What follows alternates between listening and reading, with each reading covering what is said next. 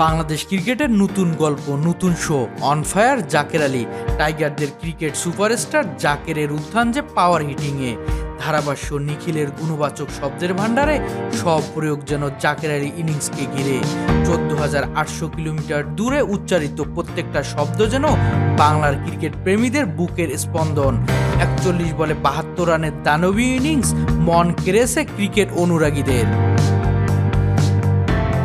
আক্রমণাত্মক পাওয়ার হিটিং নিয়ে যখন সমালোচনা, খেলোয়াড়দের মেন্টালিটি, পাওয়ার স্ট্রেংথ নিয়ে যখন নানা প্রশ্ন, তখন জাকের যেন সব প্রশ্নের মুখে তালা লাগিয়ে দিলেন। টাইগারদের ব্ল্যাক ডায়মন্ড খ্যাত জাকের বুঝিয়ে দিলেন, সাহস আত্মবিশ্বাস থাকলে যে কোনো সিচুয়েশনে নিজেকে মেলে ধরা যায়।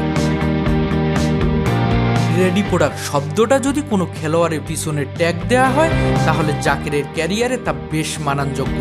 অভিষিক্ত প্রথম বছরে 3 ফরম্যাটে ফিনিশিংয়ে 761 রান, 50 রয়েছে 6টি, যা বাংলাদেশের দ্বিতীয় সর্বোচ্চ। সবার উপরে মেহেদী হাসান মিরাজ, যার 50 সংখ্যা 60টি, কিন্তু মেহেদী হাসান মিরাজের অভিষেক 5 বছর আগে।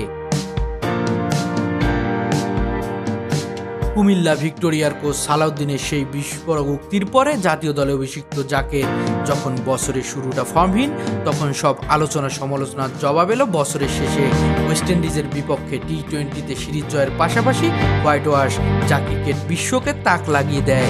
2 বারের ডিফেন্ডিং বিশ্ব চ্যাম্পিয়নদের হোয়াইট ওয়াশ করে নজির সৃষ্টি করলো টাইগার বাহিনী। জাকেরের সফলতার পিছনের কারিগর কোচ সালাউদ্দিন। কোচ ও খেলোয়াড় একসঙ্গে জাতীয় দলে প্রতিনিধিত্বকারী। ব্যাটিংয়ের টেকনিক্যাল ইস্যু নিয়ে বেশ সচেতন, কাজ করছেন মনোযোগীভাবে। অফসাইডের শটের যেমন বেড়েছে রেঞ্জ, তেমনইভাবে ব্যাটে বলে টাইমিংয়ে রিদম পাচ্ছে 100%। Shariful Islam, mid wicket.